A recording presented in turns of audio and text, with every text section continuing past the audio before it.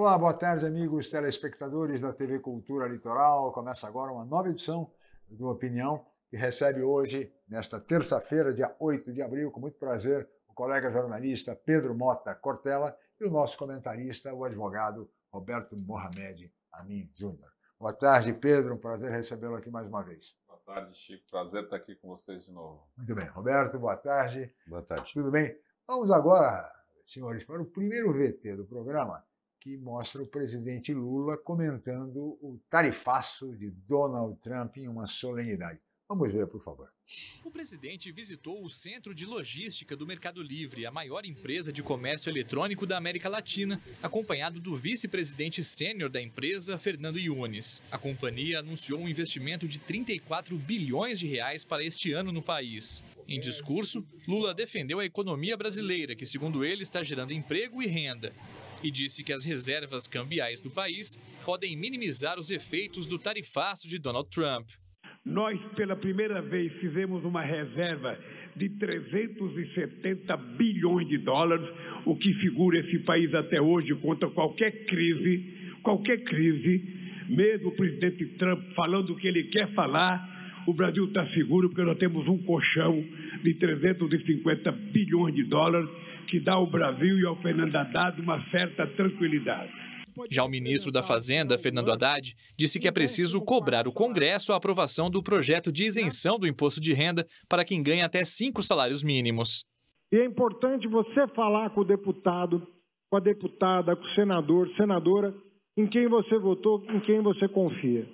A partir de 1º de janeiro de 2026, se esse projeto for aprovado, todo mundo que ganha até R$5 mil de salário não vai pagar 1 centavo de imposto de renda.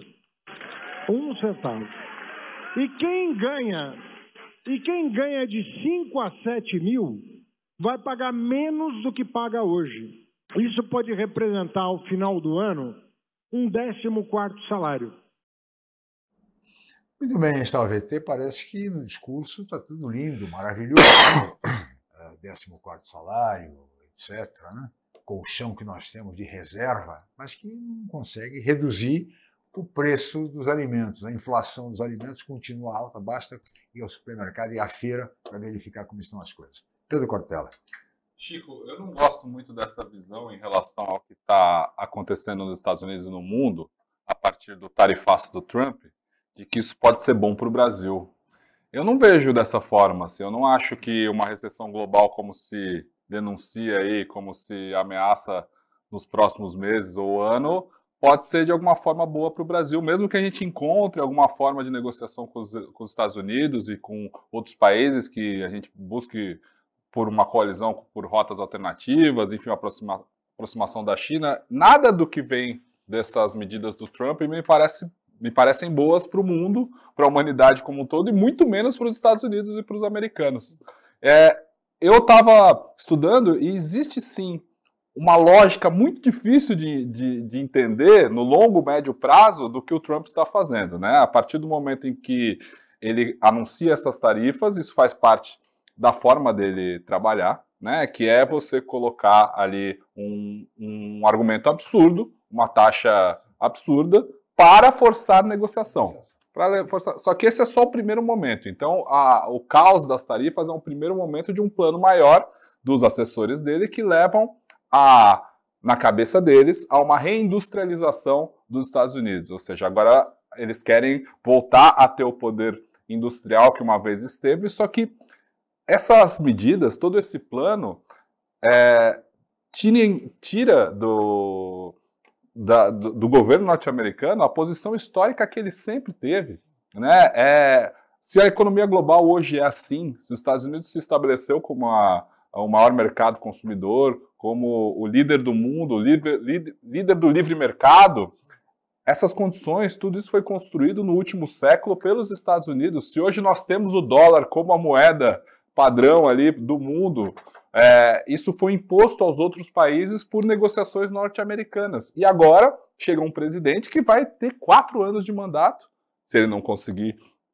né, corromper a democracia, o modelo judiciário dos Estados Unidos, que ele já disse que é um plano assim, né? Mas ele vai ter 4 anos de mandato e que pretende mudar tudo, fazer um revisionismo histórico, dizendo que os Estados Unidos estão sendo roubados, dizendo que os Estados Unidos estão precisando de compensação por anos e anos de exploração, e não vai assim. O mundo segue uma regra norte-americana de tarifas de comércio, né? Os Estados Unidos fortaleceu a Europa, fortaleceu o Japão, mediando isso, impondo que a sua moeda fosse o padrão das negociações globais. Então, assim, não vejo como isso pode ser bom para o Brasil, não vejo como isso pode ser bom para o mundo, e é muito difícil que a gente tenha, a partir desse discurso do Haddad, tanta segurança e tanta tranquilidade assim.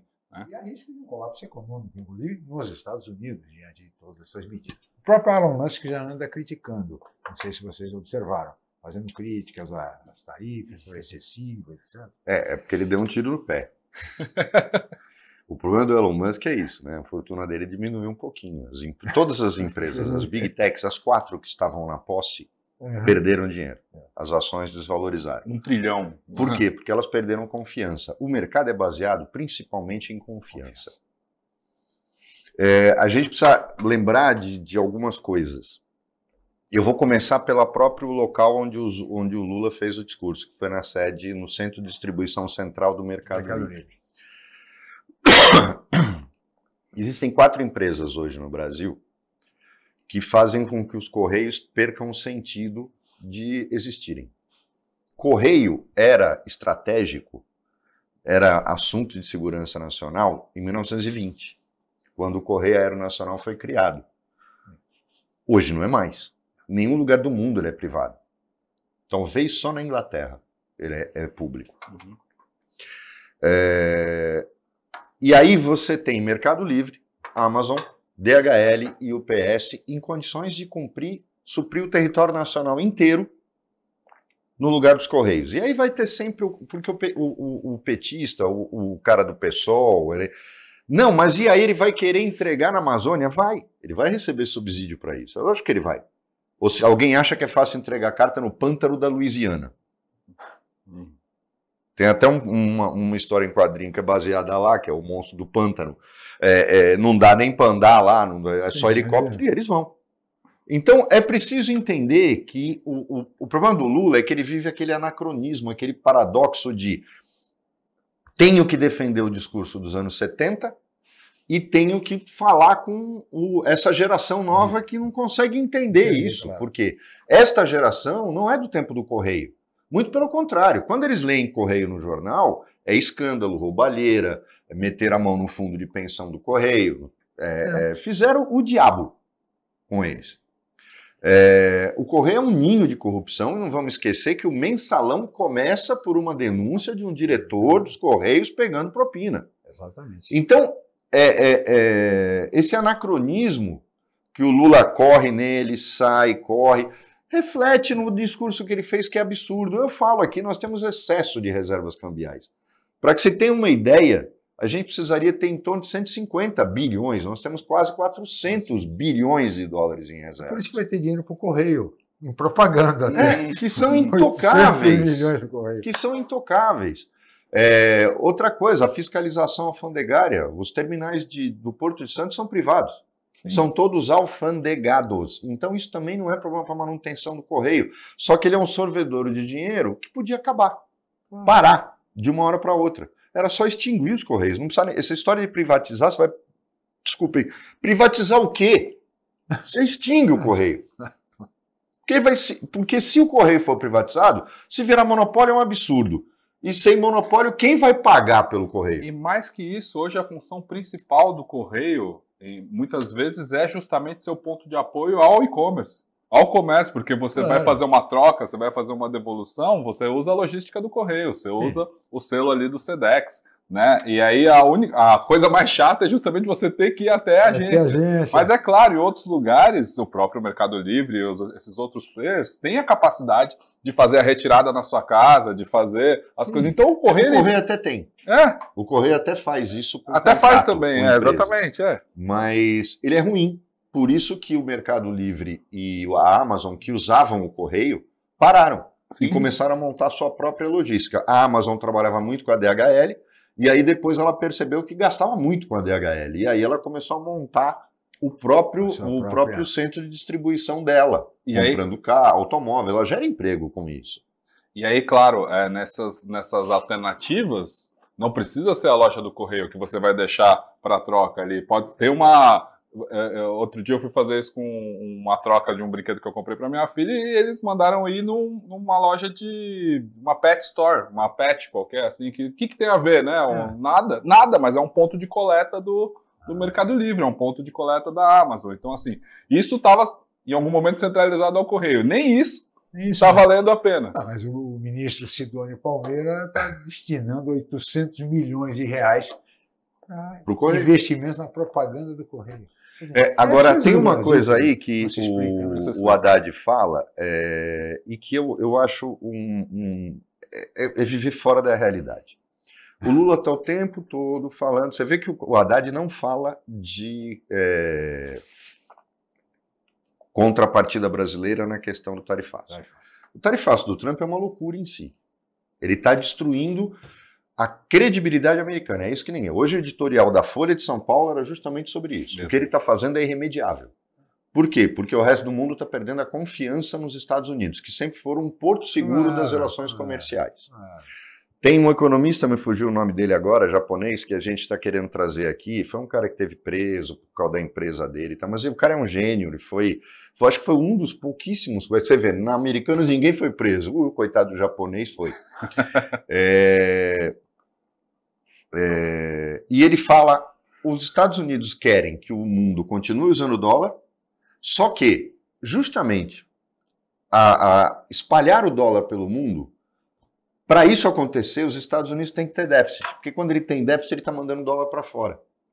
A partir do momento que ele tenta equilibrar isso com a tarifa, porque é isso que o Trump está fazendo, ele pega um percentual, a tal fórmula maluca que ele fez, ele pega um percentual do déficit comercial, transforma isso em tarifa para diminuí-lo, é menos dólar que ele manda para fora. E aí ele fortalece o que o BRICS está querendo fazer. O BRICS não quer criar uma moeda, o BRICS quer fazer o seguinte, China e Brasil vão negociar como? A China compra do Brasil, ela vai pagar em real. De onde veio esse real? Porque o Brasil comprou da China e pagou em real. Então ela passa a ter reais no tesouro dela, e não só dólar. Porque olhem o absurdo que é. Brasil e Argentina, você usa real lá para fazer compras. Sim. Só que quando você faz comércio entre Brasil e Argentina, você converte real para dólar, dólar, peso. E a Argentina a mesma coisa, peso, dólar, dólar. Uai, não é mais fácil fazer em real e peso? E se criar um caixa dos dois países que negociam entre si? Ela é nosso terceiro maior parceiro comercial. E é isso que a China quer. E é isso que o Trump já ameaçou. Se fizerem isso, vai ficar pior. Mas ele está jogando o mundo nessa situação. A Arábia Saudita está querendo, quando negociar com o BRICS, ou seja, vender petróleo, ela está querendo fazer isso. Falou, eu não preciso mais usar dólar, a gente usa as nossas moedas e vai criando uma taxa de conversão. Aí fica a dúvida, e quando você, por exemplo, faltar aquela moeda específica, os países do BRICS criariam, no banco do BRICS, um fundo de conversão. O que acontece? A China está com muito rublo, porque negocia com a Rússia mais do que negocia com o Brasil. Ela converte, então ela está cheia de rublo. E o Brasil precisa de rublo para comprar cereais, por exemplo, da Rússia. A China passa para o Brasil essa reserva de rublos que ela tem e o Brasil manda reais para ela. Porque ela vai comprar soja da gente, vai comprar uma série de coisas e vai pagar com isso. Os países criariam um banco. Coisa que o seu Milei, o Bolsonaro aqui, que só quer números, mas o povo está na miséria, não quer fazer, se recusa, porque ele tem ele deve ter um pôster do Trump nu no banheiro. Trumpista. Com certeza. É trumpista. Né? Ele é trumpista. Então, a gente está jogando fora, aí eu entendo o que o Lula fala. Quando o Lula fala, pode ser a chance, mas pode ser a chance para que o multilateralismo se expanda. Sim. Porque se a Europa fizer o que está ameaçando, que é, se você quiser, pega a OTAN, leva para casa, que eu não preciso mais dela. Nós estamos montando o nosso sistema de defesa. Vai acabar o governo Trump e os Estados Unidos vão ter um problema para recuperar a confiança do mundo. É o tal chamado colapso econômico. Nós vamos para um intervalo, Pedro, Roberto. Nós voltaremos em seguida com a opinião.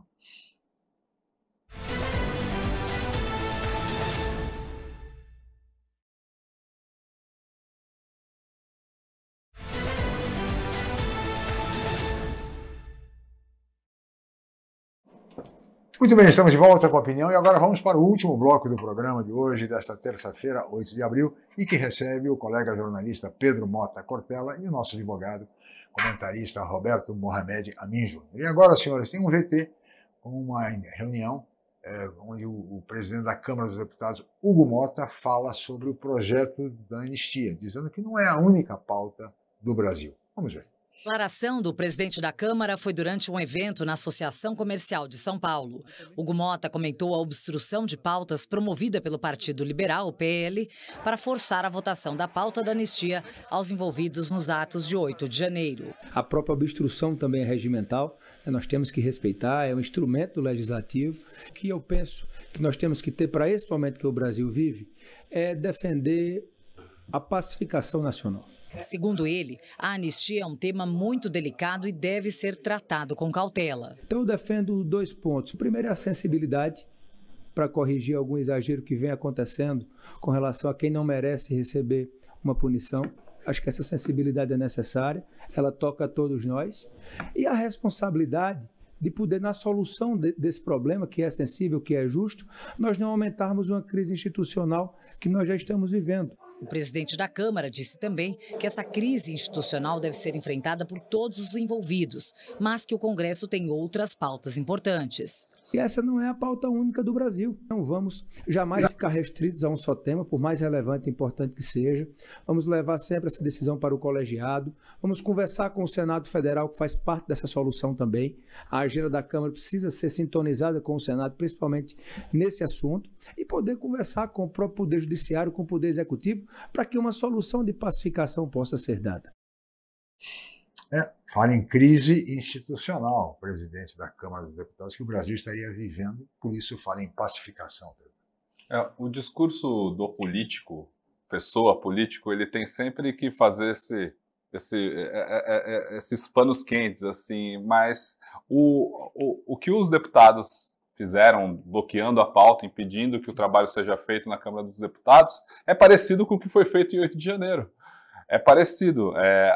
Ou seja, a ideia não era lá para que não fosse eleito o presidente, que a democracia não pudesse cumprir o seu rumo.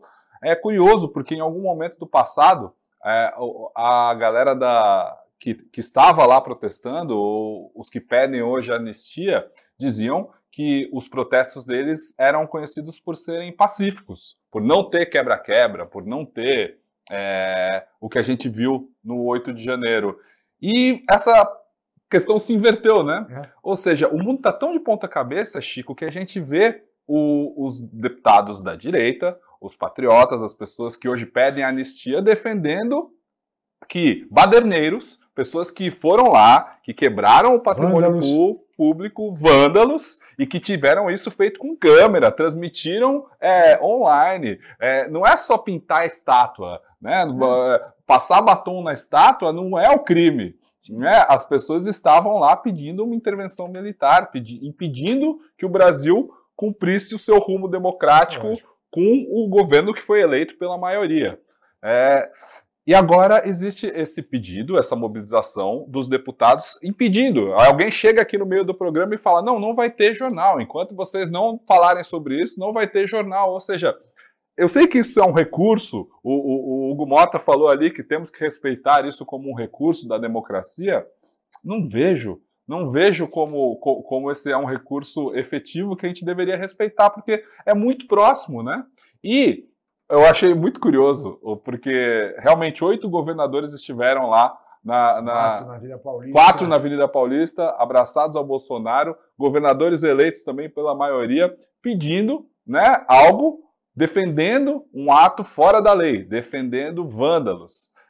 E aí eu achei muito curioso a manifestação do Amoedo, do João Amoedo, que o pessoal da esquerda não aguenta mais concordar com o Amoedo, que achou um absurdo governadores eleitos estarem lá defendendo pessoas que pediram o fim da democracia. O Brasil está de ponta cabeça.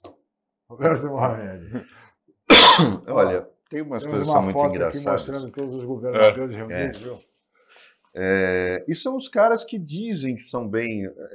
O Tarcísio é um caso à parte, né? A gente nota. Até ele tá de camisa azul ali, olha só. Eu não consigo entender um governador que faz um discurso elogiando a justiça eleitoral e estava num ato em que o cara acabou com a justiça eleitoral. O Tarcísio, para se equilibrar, está virando um boneco de posto, porque a gente não acredita mais no que ele fala. Esse é o grande problema. Ele faz um discurso de eu sou competente, eu estou pensando no povo. Ele não está, ele está pensando em beneficiar os caras que compraram a Sabesp e já está fazendo água, em ficar metendo pau na Enel, mas se passarem as concessões para ele, ele vai ficar feliz, e privatizar tudo, quer privatizar todas as estradas, quer privatizar todas as ferrovias, porque para ele só a iniciativa privada salva. Ele não é gestor, eu não sei de onde tiraram isso. Ele é corretor, porque quem vende as coisas e ganha comissão em cima disso é corretor. Ele é corretor, ele não é gestor. O gestor vai lá e arruma a casa. É diferente. Mas o mais espantoso no que está acontecendo, a gente tem que lembrar que a gente tem uma tradição de anistia. A nossa anistia de 1979, feita pelo Golbery, ela vem no momento exato em que se achava que o governo estava anistiando a esquerda. Zé Dirceu, Brizola, todo mundo voltou, e aí aquela coisa linda, né, tocando bêbado equilibrista, tal. Não. A anistia foi feita para os militares. Eles estavam vendo que a batata estava assando, que não ia dar para levar a coisa além do que queriam, e inclusive havia uma ala do exército que queria a continuidade, e aí o Geisel foi muito macho, chamou o Frota, prendeu ele e falou, aqui quem manda sou eu.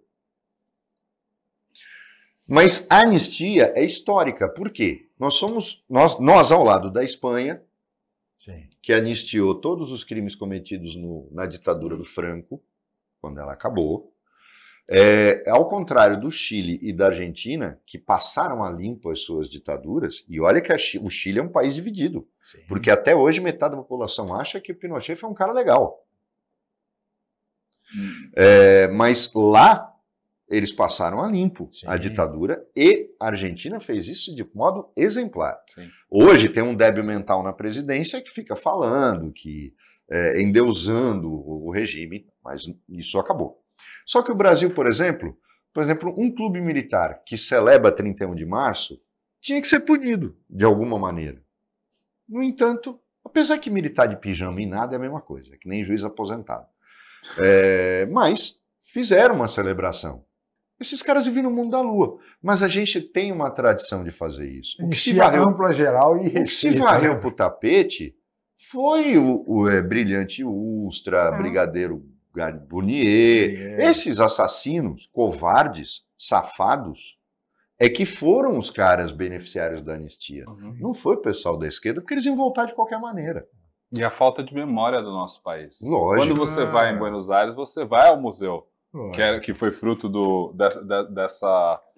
desse material que foi estudado, tirado, reparado historicamente. Né? Não lembro agora exatamente o nome do museu, mas quando você vai ao Chile também, existe o Museu da Ditadura, o Museu dos Anos de Ferro, em que mostram o sofrimento das pessoas, o horror. Isso é parte turística que a gente estava falando de turismo. Histórico. É cultural, a gente estava falando de turismo justamente. Qual que é o grande museu da ditadura no Brasil, em São Paulo? Né? Onde que a gente pode ver o histórico das pessoas que foram torturadas? Onde que daí tiver excursões das escolas mostrando, olha só, aqui é o DOPS, né? Olha só, esse aqui é um desaparecido, esse aqui é desaparecido. Você sabe a gente não tem essa materialização em São Paulo? Qual? É o museu do DOI-CODE, do DOPS, exatamente. Onde é o presídio Tiradentes. E que foi onde foram cometidas as torturas mais terríveis na capital. Todo mundo pensa que foi no DOI-CODE. É preciso deixar claro, para você ver como a gente acaba esquecendo as coisas. Os torturadores da Polícia Civil, ou seja, do DOPS, os torturadores do Fleury, né? O covarde Mora adorava torturar a mulher, eu sempre falei, era viado enrustido, era uma bicha enrustida, isso não tem nem dúvida. Os torturadores do Fleury eram muito mais eficientes e mortais do que os do DOI-CODE, que era um órgão do Exército. Olha lá. É um museu que não é visitado. As Pouquíssimo. pessoas não vão lá. Não está no circuito, não é o Museu do Ipiranga, não é o Museu da Língua Portuguesa, não está no circuito do dia a dia das pessoas que visitam. São Paulo é uma cidade que recebe muitos turistas, não é o MASP, assim, e deveria ser. E por isso, só fechando, Chico, pegando esses últimos segundos, por isso a importância de um filme como Ainda Estou Aqui. Sem dúvida. Por isso. E soa como surpresa para grande parte da população, algo que não deveria ser. É verdade. E filmes também, outros filmes muito bons, como O Que É Isso, Companheiro. Mas você sabe que o Ainda Estou Aqui tem uma coisa, o lirismo com que ele trata a situação. Agora, inacreditável é eu ouvir de pessoas que eu conheço e que às vezes eu tenho que passar direto pelo... Eu já não vejo mais aquele negócio de story do WhatsApp, mas no Instagram... amigos, que o cara pode ser de direita, pode achar que o Bolsonaro é um mito, paciência. Todo mundo erra, todo mundo faz bobagem, mas não dá pra criticar este filme com o seguinte argumento que eu já vi: comunista tem que morrer. Rubens Paiva nunca foi comunista, ele ajudava os amigos, independentemente da concepção política dele. Ele era deputado federal. Ele tinha... engenheiro de profissão. Exatamente. Era como Vladimir Herzog, que era diretor de jornalismo da TV Cultura. Eles morreram no DOI-CODE, que eu disse que não era tão violento, mas também era mortal, mas morreram no DOI-CODE por coisas absurdas. Herzog foi única e exclusivamente pelas ideias. E por proteger jornalistas da TV Cultura. Agora, no caso do Rubens Paiva, esconder amigos, meu amigo, quando você critica isso, você deve ser um amigo de titica, né? Eu lamento quem te tem como amigo, porque você acha que você entregaria seus amigos, você não estaria do lado deles, ou seja, você é um lixo. Roberto, muito obrigado. Pedro, mais uma vez, muito obrigado pela presença, pela participação, e muito obrigado a você, meu caro telespectador, pela audiência qualificada de sempre. Amanhã estaremos de volta em mais uma edição. Muito obrigado e até lá.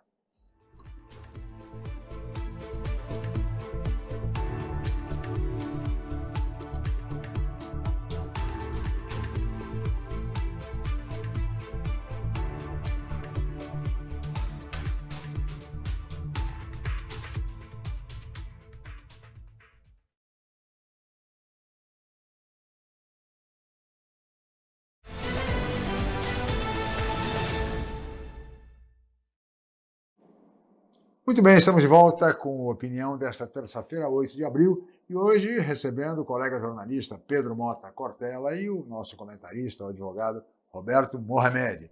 E agora nós vamos ver o VT do Roda Viva de ontem, que foi entrevistado, foi o ministro do Turismo, Celso Sabino, que é deputado federal pelo União Brasil. E ele falou a respeito da união da base do Lula, fusão de partidos com o PP, enfim, vamos ver.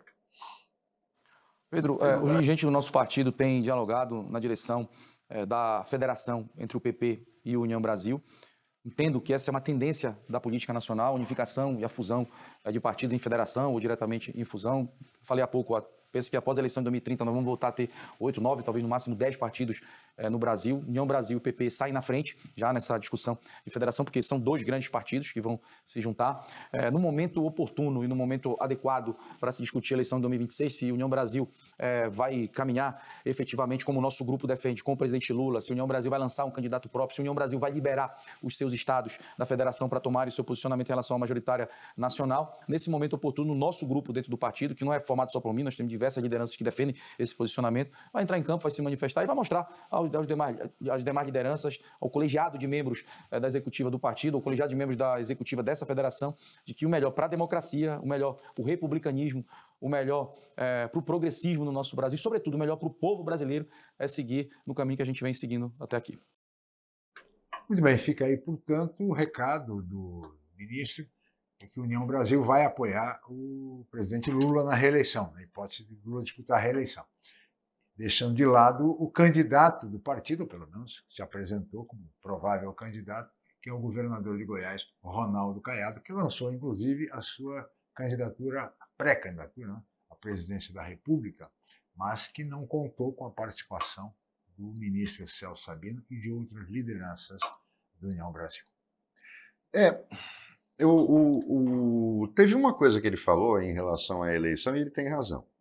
A gente está tendo uma reforma política para acabar com essa orgia de partidos, sim, na marra, feita de cima para baixo.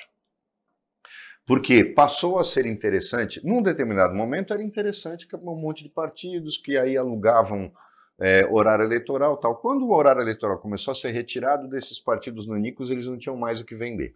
Sim. E a partir daí eles começaram a ser desprezados. Só em Santos, né, que se construiu a torre de partidos que o secretário Pigmeu montou, você ainda dá valor para partido nanico. É do tamanho do Pigmeu, né? Então é por isso. Mas não existe mais. O PSD, quando namora o PSDB, faz justamente isso. Porque ele sabe que se, por exemplo, você pega a União Brasil com o PP, eles passam a passar de 100 deputados. E o Kassab viu que a posição dele de centro convence o eleitor, a quantidade de prefeitos que ele elegeu. Então ele sabe que ter o PSDB com ele, o problema não são os 8 deputados do PSDB. É o que o PSDB representa, ele já conseguiu uma governadora e provavelmente vai conseguir o governador do Rio Grande do Sul, para fazer frente à União Brasil. E o que esses dois partidos vão fazer? Eles vão substituir o MDB, que era o grande partido insípido, inodoro e incolor, que não tem nada a ver com aquele MDB do regime militar, que fica como pêndulo na hora de negociação de cargos, sou poder, não importa, tanto que não sabe fazer oposição. Aquela oposição da ditadura militar foi um outro mundo. Hoje o MDB é um partido que não sabe fazer oposição, ele é governo com quem for. E eles, tanto que o MDB briga pelo seguinte, não, o PSDB é meu, PSD, você não tem nada a ver com ele. Ele veio de mim, ele é meu filho pródigo e vai voltar para mim. Destroçado, mas vai voltar. É mais ou menos isso que está acontecendo. Existe uma briga entre MDB e PSD para trazer o PSDB de volta, o MDB com essa questão de chantagem emocional, falou, não, você veio de mim, a mim você vai voltar. E o PSD se oferecer. É impossível juntar MDB com PSD, porque eles têm o mesmo objetivo. Apoiar o poder e serem fisiológicos. Se você juntar, vai ser cargo para muita gente, não vai dar. A menos que a gente esteja falando só da Prefeitura de Santos, que tem 400 cargos comissionados para vagabundo, que aí tudo bem, dá para isso. Mas o governo federal não tem tanto cargo assim. Então vamos começar a entender do que ele falou. Juntar a União Brasil com o PP não é por identidade ideológica, porque os caras se amam. Vai ter até um problema, porque nós estamos falando de Ciro Nogueira. O Lira já sentou no colo do Lula, ou o Lula sentou no colo dele. A gente não sabe quem está no colo de quem. Mas o Ciro Nogueira é um problema, porque ele tem lógico que é oportunismo, mas ele é leal ao Bolsonaro. Ele acha que o PP tem que ser oposição. O PP está rachado entre duas lideranças. Uma no Senado, que é o Ciro Nogueira, e a outra que é o Lira, que já resolveu que é muito mais vantajoso continuar ganhando dinheiro. Então, é isso que está se debruçando agora. União Brasil vai ter um problema, porque o próprio União Brasil tem muita gente que é anti-Lula. Mas eu acredito que a União Brasil, inclusive, caminha com o Lula. O próprio Caiado, junto com o MDB. Junto com o MDB. E aí você tem o PSD, que o PSD ele fica assim. Eu acho que eles treinaram isso. Tá num cavalo, pula para o outro, pula do cavalo para cá, pula para cá e fica fazendo um discurso. Em 2026 a gente vai ver em que cavalo o Kassab vai montar. Se ficarmos com 8 ou 9 partidos, melhoramos muito. Mas é um balaio isso aí, é um balaio de gatos, viu? Do que ele falou, eu fiquei com isso também. Ficaremos com 8, 9 partidos, mas diante do que o Roberto estava falando, eu estava pensando aqui, realmente, a questão ideológica ficou tão longe. Os partidos fisiológicos que permanecem no poder e vão se organizando. E o Brasil, claro, sempre teve essa questão continental de o PT de São Paulo, por exemplo, ser uma coisa, o PT do Nordeste ser outra, o PT da região Norte totalmente se descaracterizou também por uma questão de conveniência, por uma questão de manutenção de governo. Isso é muito estranho quando a gente vê a proporção que a ideologia toma no debate público, nas redes sociais. Ou seja, a gente vê a formação de uma sociedade mais conservadora, por um lado, com a questão dos evangélicos, da religião. Então, o conservadorismo, a direita clássica, entendida pelo povo comum como o representante do conservadorismo, então está em alta. Aí vem partidos como o do Kassab, vem essa coalizão e se posicionam à direita. Só que, ao mesmo tempo, fazem parte de um governo do PT, que tradicionalmente seria a esquerda, mas também que não é mais esquerda, ou seja, desagrada o que na polarização que a gente vê na sociedade seria uma esquerda, a própria esquerda completamente perdida também, de para que lado olha, que local que se encontra a esquerda. Então, nesses 9 partidos, 8, 9 partidos, será que a gente teria algum partido para representar efetivamente essa ideologia que a gente vê nas ruas? Porque o que a gente vê, Chico, é conveniência.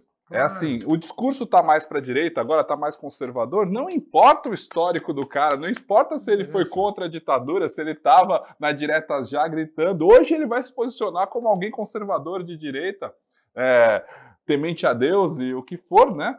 O último programa que eu tive aqui, a gente viu o discurso do Flávio Bolsonaro lá, né? Estou aqui... Eduardo. O Eduardo, isso, exatamente. Continua por lá, viu? Do Eduardo. Oi? Que continua por lá, mas o discurso para pegar esse movimento que cresce cada vez mais, que é o da igrejas evangélicas, que é o do pensamento conservador, como uma resposta de 20 e tantos anos. Tivemos um período ali que, a partir do impeachment da Dilma, governo Bolsonaro, só que a gente vem sendo governado por um governo de esquerda que não tem popularidade, que não consegue traduzir as pautas, que não consegue cumprir com o que prometeu para o povo. Então isso gera um efeito rebote, que é esses próximos passos que a gente vai ver no mundo. Então será que desses 8, 9 partidos que a gente vai ter, se nós continuarmos com essa radicalização, com essa polarização, será que de alguma forma eles vão refletir essa nossa sociedade? Será que a gente vai ter partidos ideológicos, extremistas, como a gente vê no povo? Ou a gente vai ter essa fisiologia que pode até ter um discurso extremista, mas na hora do vamos ver, na hora do governo, começa a dançar conforme a música. Nessa transição, esse discurso fisiológico vai permanecer. Vai permanecer com 8, 9 partidos. Enquanto não tivermos 3, 4 partidos realmente representativos, ideológicos, vai ser muito difícil, Roberto. Mas o mais curioso é o seguinte, ele é ministro do turismo. Você reparou que no programa ele deve ter respondido umas 2 perguntas sobre turismo. É por isso que o Brasil nunca... Eu não vi na história recente, nos últimos 40 anos, um ministro do turismo que fosse da área ou que tivesse feito um grande projeto turístico. A não ser as campanhas superfaturadas da Embratur, não se faz absolutamente nada pelo turismo no Brasil. É só um discurso e a gente continua não sendo ele enaltecia no programa o grande número de turistas estrangeiros que têm vindo ao Brasil. Quando foi questionado por um jornalista, que ele disse assim, bom, mas no ranking, a Espanha recebe muito mais turistas, Portugal, França, Inglaterra, Estados Unidos do que o Brasil. Mas o Brasil está aumentando. Eu falei, de fato, os nossos números mostram que o número de turistas aqui o Brasil é semelhante ao número de turistas que vão para o Camboja. Curioso. Essa foi a pergunta. Não, mas é verdade. A gente apanha do Chile, da Argentina e do Uruguai. Houve um momento em que, eu não sei se é agora, mas que o Brasil recebe menos turistas do que a Torre Eiffel. As pessoas que conseguem ficar naquela fila lá, subir na torre, ou seja, o Brasil recebe menos pessoas que acessam a Torre Eiffel. Ou seja, houve momentos superfaturados de Copa do Mundo, de Olimpíada, que foram muito mal aproveitados como legado, e a gente já sabe disso, e agora a COP está com um cheirinho de Copa e de Olimpíada. Isso aí, Pedro, nós vamos para mais um intervalo, voltaremos em seguida com a opinião.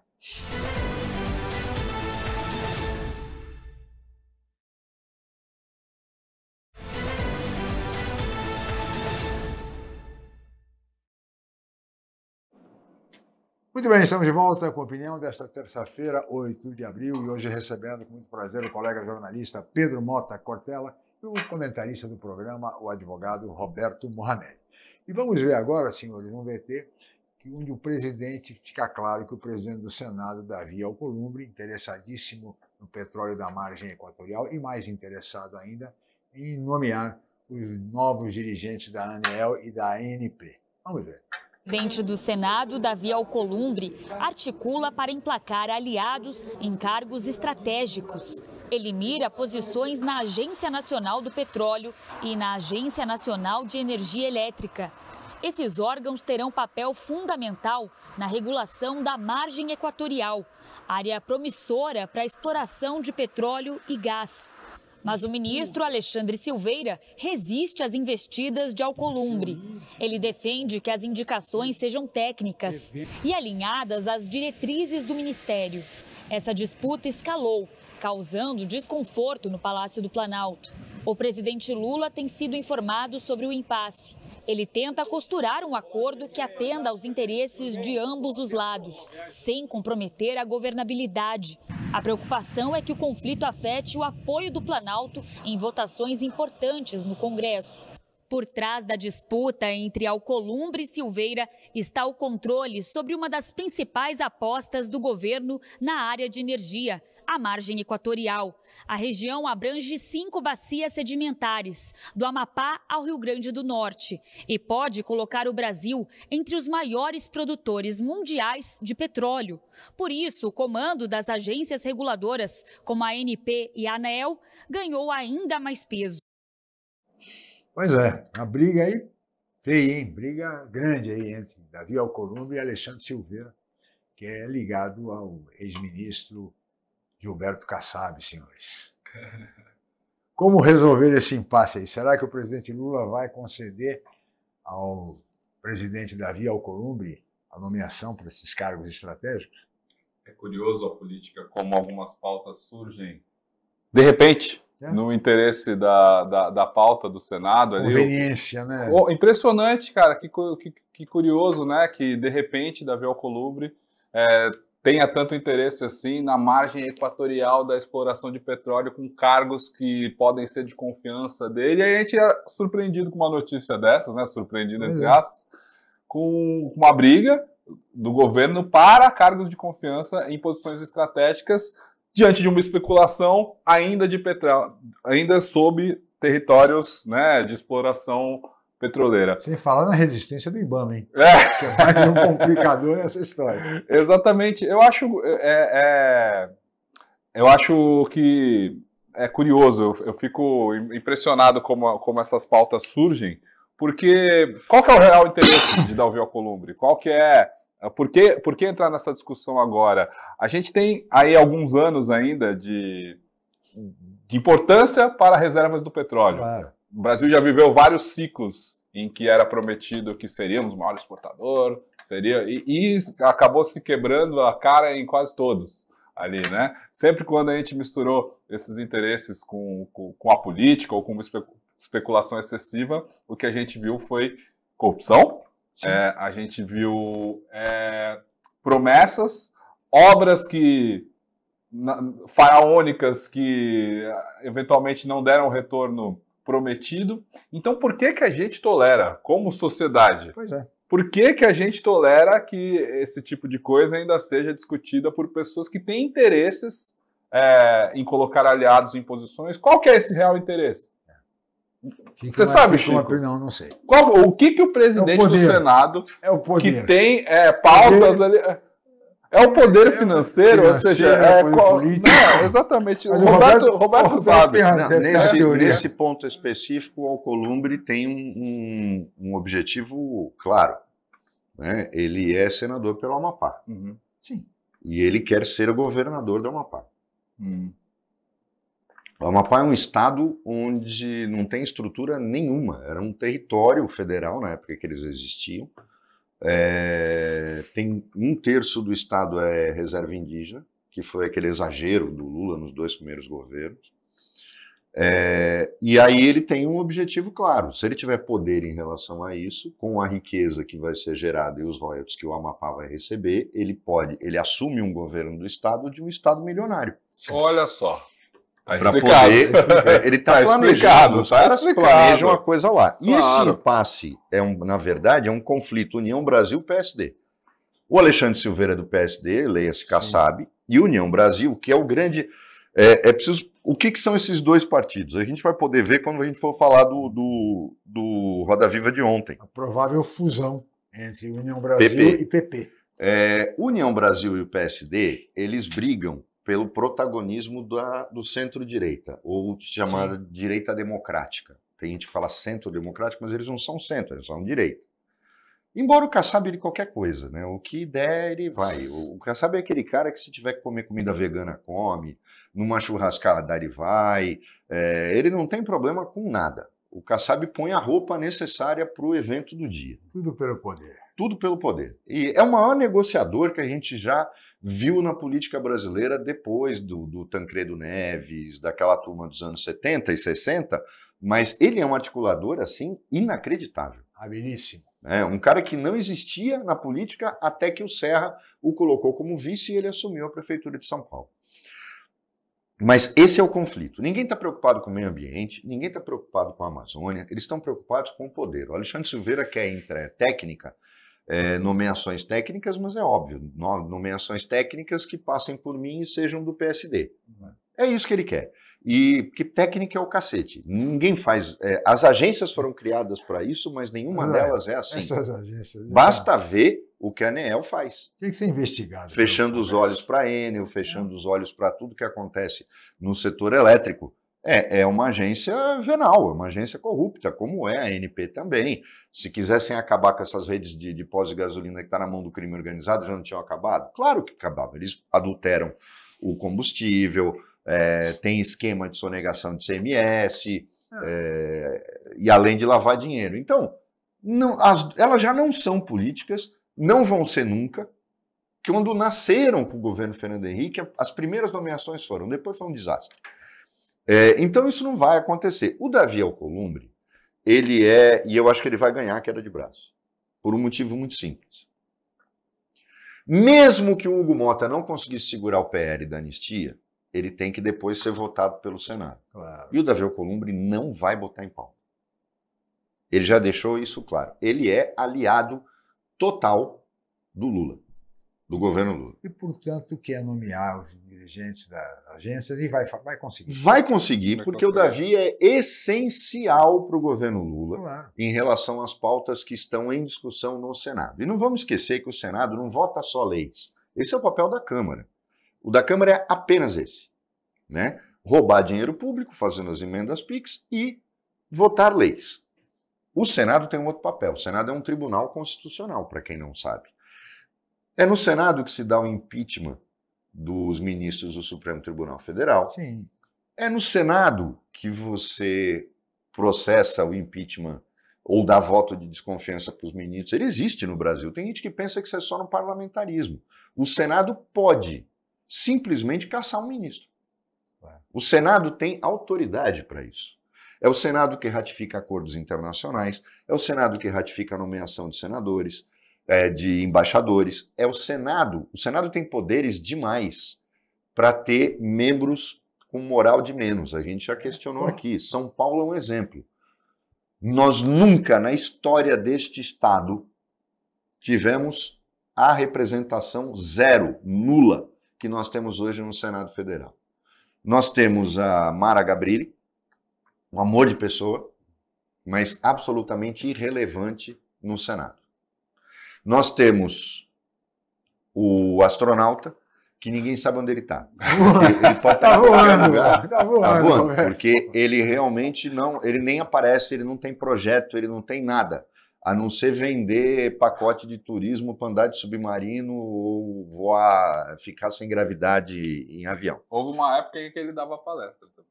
Mas no Senado não. No Senado. E o terceiro era o suplente do Major Olímpio, que simplesmente é um cara que... Senador Giordano. Ele é um escroto por natureza, ele é uma pessoa abjeta, e que está lá sabendo que não se elege nem para síndico de prédio. Pagou para ser senador. Essa vergonha do suplente, e não pense em você que é só na direita, Porque o Flávio Dino fez a mesma Todo coisa. mundo, sim. Hoje, o Maranhão tem uma senadora que ninguém sabe quem é. Era a terceira suplente dele. Então, gente, tem que acabar. Isso é o mais urgente da reforma política. Acabar com o suplente de senador. Se o senador for nomeado para qualquer coisa, assume o segundo colocado na eleição. Se for de outro partido, azar, fique no Senado. Era a primeira coisa que tinha que acabar. Aí é o cara que dá dinheiro para a campanha e compra uma vaga e muitas vezes faz até um acordo 8 anos para assumir. 8 anos. Então veja a importância que o Senado tem e a falta de respeito que os políticos têm para com ele. Ô Chico, só para finalizar, Claro. Você vê como é complexo? Você que está assistindo a gente, vê como é complexo? A gente começou a falar de uma pauta sobre exploração de petróleo, que está linkada a uma negociação do Senado com o governo, porque o Alcolumbre visa o estado dele como um estado rico do governo, mas existe uma negociação também por aliado à política que tem a ver com a anistia, que tem a ver com o golpe, a tentativa de golpe dada no 8 de janeiro, e que tem a ver com a pauta e a manutenção do presidente Lula no governo. Ou seja, vai explicar para o cidadão comum, política no Brasil é para profissionais. Para profissionais do ramo. Não é necessariamente para Não é para leigos, não é para amadores. Não é mesmo. Enquanto isso, o que se vê é que o ministro Alexandre Silveira provavelmente vai perder essa queda de braço com Davi Alcolumbre. E nessa questão, reparem que não se fala do IBAMA, a ministra Marina Silva não se manifesta sobre a margem equatorial, ou seja, impressionante, né? Vamos para o intervalo, voltamos já, Pedro.